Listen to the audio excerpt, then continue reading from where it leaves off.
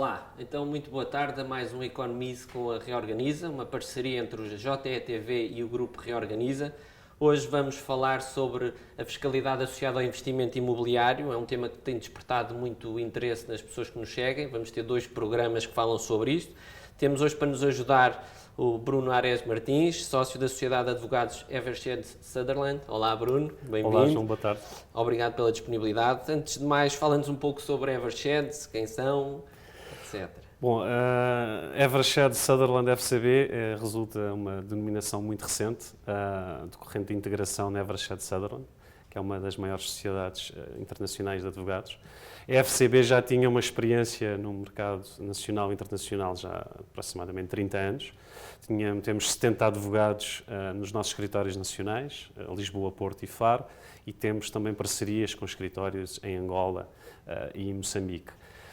Mais recentemente, fruto de uma relação já continuada de cerca de 10 anos que tínhamos com a Evershed Sutherland, fomos convidados a integrar esta rede e, portanto, agora orgulhamos de integrar uma rede que engloba cerca de 3.000 advogados e 74 escritórios em 35 jurisdições pelo mundo inteiro. Uma rede que presta serviços desde as pequenas e médias empresas às grandes multinacionais cotadas nos maiores índices bolsistas do mundo, até aos clientes particulares. Portanto, mantemos a nossa cultura de proximidade relativamente aos nossos clientes e de uma sociedade de advogados full service com intervenção em todas as áreas da prática do direito. Boa, portanto, uma experiência muito interessante, acho que vai ser uma conversa muito boa esta que vamos ter. Portanto, nós quando falamos de investimento imobiliário falamos de impostos, portanto é uma das coisas que caracteriza, não só são bens imóveis, como por outro lado temos que pagar impostos e temos que pagar impostos sempre, portanto quando compramos um imóvel, quando arrendamos, quando vendemos o imóvel e temos o cálculo das mais-valias. Hoje vamos nos focar fundamentalmente nestas 2 primeiras, portanto na compra de imóveis e depois também na manutenção. Agora, olhando para a aquisição de imóveis, quais é que são os principais impostos que estão associados à compra de um imóvel? Bom, temos sempre, regra geral, o Imposto Municipal sobre as Transmissões Onerosas de Imóveis, conhecido como o IMT, e o Imposto de Selo. Sabemos que o IMT vai depender também do tipo de prédio, se é um prédio urbano, se é um prédio rústico, ou se é um prédio comercial, industrial, ou, por exemplo, um terreno para construção. E depois também dentro dos próprios prédios urbanos temos uma distinção consoante se trata de prédios para habitação própria e permanente ou consoante se trata de prédios para habitação. E, portanto, temos aqui taxas diversas consoante o tipo de prédio que estamos a adquirir e a afetação que vamos dar a esse prédio. Certo. E para quem nos ouve, portanto, estas taxas, portanto, dependendo naturalmente de cada imóvel, vão incidir sobre um valor. E incidem sobre que valor? Bom, incidem sobre o valor declarado da aquisição ou sobre o valor patrimonial tributário, consoante o que for maior. Por exemplo, se eu adquiro um imóvel na escritura ou em documento particular, atribuo um valor àquele imóvel de 100 mil euros, mas, por exemplo, se o valor patrimonial tributário desse imóvel for 110 mil euros, então o IMT incidirá não sobre o valor pelo qual eu comprei o imóvel, mas sobre o valor do valor patrimonial tributário. Certo. E existe diferença de taxas ou de valores quando falamos na compra na esfera particular ou esfera empresarial? Não, diria que não. Nós aqui temos, quando compramos a título particular ou sociedade, temos sempre que ver qual é que é realmente o destino e o tipo de prédio. E, portanto, aí não há diferenças significativas. Certo, portanto, se for para uma habitação própria permanente, tem aqueles vários escalões. Exatamente. Na prática, se é para imóvel para investimento, aí estarei no escalão máximo, vou ter que pagar o máximo de imposto.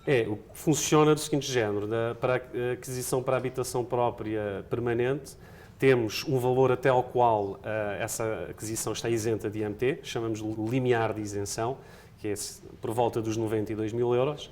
Depois temos taxas progressivas consoante o valor do prédio, sendo que a partir de um determinado montante, aí já passamos a ter uma taxa única.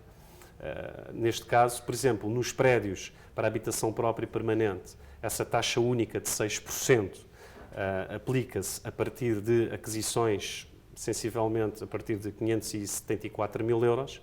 mas se for já um prédio só para habitação, ou seja, que não seja um prédio para habitação própria e permanente, essa taxa dos 6% aplica-se, essa taxa única aplica-se a partir dos 550 mil euros. Sendo que depois, e esta é uma introdução recente no código do IMT, todos os imóveis, todas as compras acima de 1 milhão de euros têm uma taxa única de 7,5%.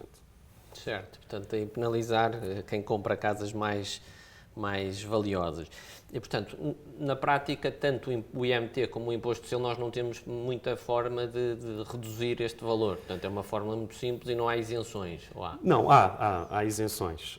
Podemos reduzir e há isenções e eu, se calhar, focaria-me aqui numa isenção que está mais em voga, que é na aquisição de prédios para ações de reabilitação.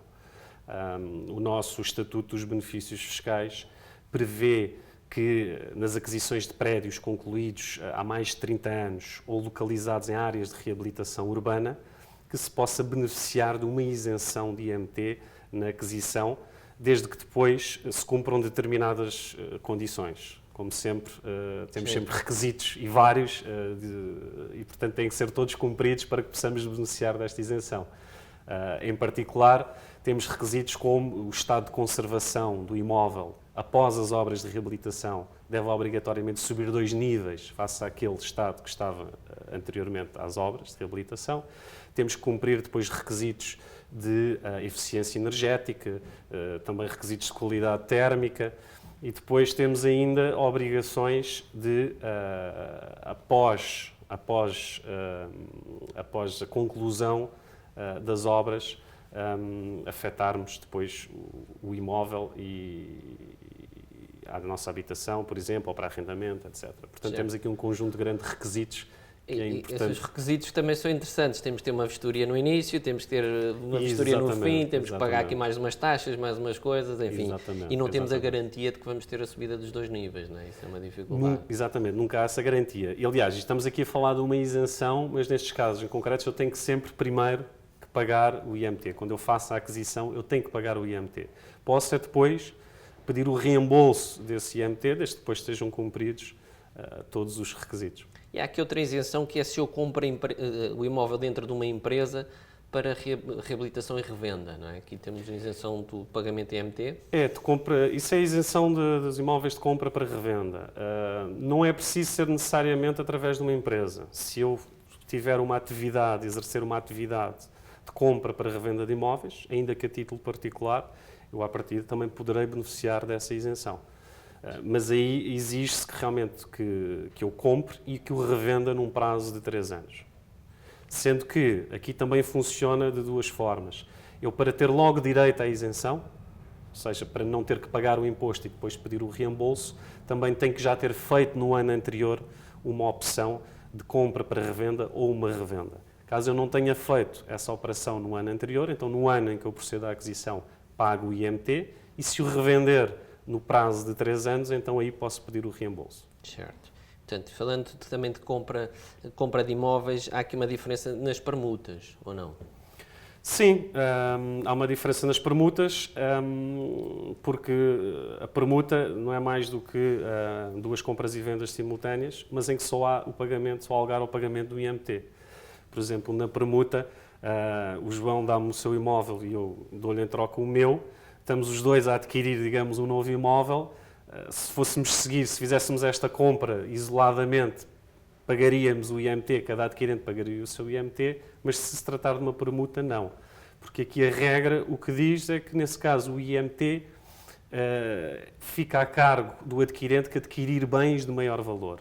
E o IMT incidirá apenas sobre a diferença declarada de valores dos 2 bens ou então dos valores patrimoniais tributários, novamente consoante o que for maior. Portanto, as permutas, às vezes, pode ser interessante nesta perspectiva, que é uma perspectiva realmente de poupança de IMT. O problema é encontrar 2 partes que queiram a casa um do outro. Não é? Isso é o mais difícil. Certo, é uma dificuldade muito grande, mas pronto, é o que é. Pronto, falamos, portanto, o IMT, o imposto do selo, isto na compra da casa. Agora, a manutenção da casa, portanto, falamos aqui naturalmente do investimento para arrendamento. Que tipos de impostos é que nós temos que suportar na manutenção? Bom, mais uma vez, vai depender do tipo de rendimento e do enquadramento que nós queiramos dar a esses rendimentos. Nós, e aqui falando do arrendamento, o contribuinte tem sempre a possibilidade de ser tributado por esses rendimentos em sede da chamada categoria F, que são os rendimentos prediais, ou também em sede de categoria B, que são os rendimentos empresariais. Portanto, se o contribuinte quiser declarar o início de uma atividade de arrendamento, pode ser tributado em sede de categoria B, mas se não quiser essa opção, pode ser tributado em sede de categoria F. E esta decisão é importante e tem que ser muito bem analisada antes de se iniciar a exploração do prédio, porque as consequências fiscais são completamente distintas. Se eu tiver um arrendamento e se eu quiser declarar esse rendimento como de categoria B, eu aí tenho os regimes simplificados de tributação ou regime de contabilidade organizada. Por exemplo, se eu estiver num regime simplificado, basicamente 95% dos rendimentos são englobados em conjunto com os meus restantes rendimentos e sujeitos às taxas progressivas de IRS.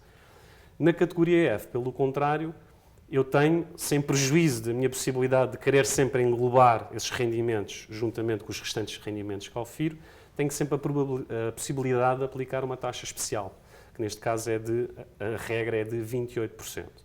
Portanto, eu posso ter os rendimentos tributados a 28% ou posso optar pelo englobamento. Eu diria que o englobamento só compensaria se todos os meus rendimentos em conjunto estiverem abaixo de uma taxa efetiva de IRS de 28%, porque caso contrário, então compensa naturalmente sermos tributados à taxa especial. E quando nós fazemos a declaração de IRS, temos sempre a opção de colocar lá aplica ou não e simular os dois cenários. Exatamente, esse é sempre o nosso conselho. Tem a obrigatoriedade de ter isto de forma consistente. Exatamente, não, e pode ser decidido em cada ano se pode tomar essa decisão.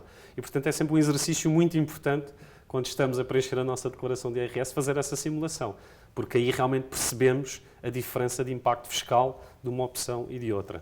Você falaste aqui de um tema importante, que é, portanto, temos essa taxa dos 28%, mas uma lei recente também alterou a possibilidade de nós irmos tendo uma taxa que vai diminuindo ao longo do tempo se eu fizer contratos com durações superiores. Mas há aqui uma coisa que muita gente não sabe, que eu tenho que comunicar isto às finanças no ano anterior, não é? Sim, exatamente.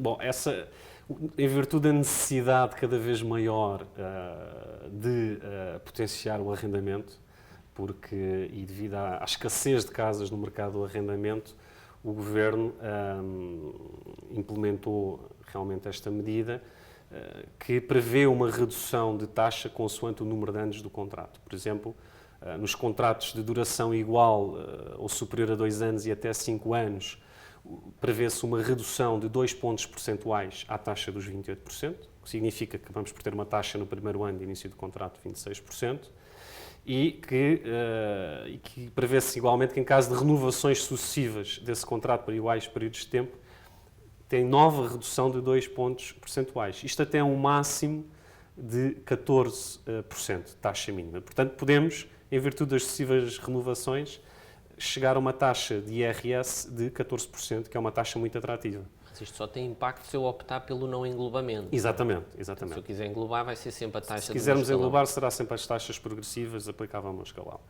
Depois temos ainda os contratos de duração igual ou superior a 5 anos e inferior a 10 anos, em que aí já se prevê uma redução de 5 pontos percentuais da taxa. Novamente, em cada renovação do contrato por igual período de tempo, vamos ter novamente uma redução de 5%, até ao limite máximo dos 14%. Depois temos os contratos de duração igual ou superior a 10 anos e inferior a 20 anos, em que temos uma redução de 14 pontos percentuais, ou seja, portanto, passamos numa taxa de 28% por uma taxa de IRS de 14%, para metade. E aqui depois não há reduções sucessivas, ou seja, ficamos sempre nos 14%. E depois, por fim, temos ainda os contratos de duração igual ou superior a 20 anos, em que se prevê aqui uma redução de taxa de 18 pontos percentuais. Portanto, podemos ter uma taxa de IRS, uma taxa especial de IRS de 10%. Portanto, temos que pesar aqui um bocado o risco do incumprimento e da possibilidade depois da pessoa não estar em casa com esta poupança que nós vamos ter em termos fiscais. E temos também agora que surgiu há pouco tempo, que acho que não teve muito sucesso, estes programas de rendas acessíveis, que também têm aqui alguns benefícios para os proprietários. Sim, temos o programa de renda acessível, que no fundo o que pretende é que sejam colocadas casas no mercado abaixo do valor de mercado. E digamos, para promover isto e para compensar os senhorios de receberem uma renda inferior ao valor de mercado, prevê-se uma isenção total de IRS sobre o valor das rendas recebidas. Portanto, aqui há este benefício. Até posso ter a renda, como eu vou pagar 28%, se eu tiver uma renda que seja menos de 28% abaixo do valor que eu podia cobrar, acabo por ter sempre um benefício por estar neste regime. Não? Sim, e olhando para o regime, o que se prevê é que o valor máximo da renda deverá aproximar-se de 20% abaixo do valor de mercado. Mas obviamente que isto, depois o valor de mercado é sempre, para cada um, é sempre subjetivo, não é? Sim. E portanto, às vezes prédios na mesma zona, o valor de mercado para mim é um e o valor de mercado do meu vizinho é outro, e temos rendas diferentes. E portanto depende sempre muito, mas é um exercício também importante para que as pessoas possam fazer para verem qual é que seria a renda máxima, porque é possível fazer essa simulação. E aqui as rendas máximas dependem também da própria tipologia do prédio, dependem do concelho onde o prédio está localizado. Portanto, as rendas em Lisboa e no Porto, os limites máximos tenderão a ser maiores do que as rendas no resto do país. Portanto, a pessoa pode fazer esse exercício e pensar se realmente é algo que lhe pode trazer alguma vantagem fiscal. Sendo certo, depois tem aqui, por exemplo, nestes casos, um prazo mínimo de contrato de arrendamento é 5 anos. Portanto, é sempre necessário, para além depois da parte fiscal, também ver todos estes... Ver algumas contas. Nós aqui Exatamente. temos falado noutros programas e um bocado tocavas num ponto importante que é olhamos para a renda máxima, mas a certa altura obviamente que todos querem maximizar o retorno, mas não, se calhar acabamos por assumir um risco muito grande em momentos de queda de rendas, que o inquilino se vai embora. Portanto, temos que pesar aqui vários fatores que não apenas aquele de curto prazo, porque muitas vezes termos pessoas a viver na nossa casa que paguem sempre a renda acaba por ser, em termos de investimento, muito mais interessante, porque está sempre a mudar e Sim, etc. sem dúvida. E por isso é muito importante, não só a fiscalidade, mas também ponderar todos estes fatores, sem dúvida. É isso. Muito bem. Tínhamos bastante mais para falar sobre este tema. Para a semana estaremos cá outra vez para abordar a fiscalidade e as mais-valias na venda do imóvel. Muito obrigado, Bruno Arias Martins. Estas dicas foram muito úteis. Convidamos a deixar também as suas questões e que nos enviarem os seus e-mails com as vossas dúvidas para economiza@jornaleconómico.pt. Estaremos cá exatamente para as responder. Despedimos-nos até para a semana. Boas contas e bons investimentos.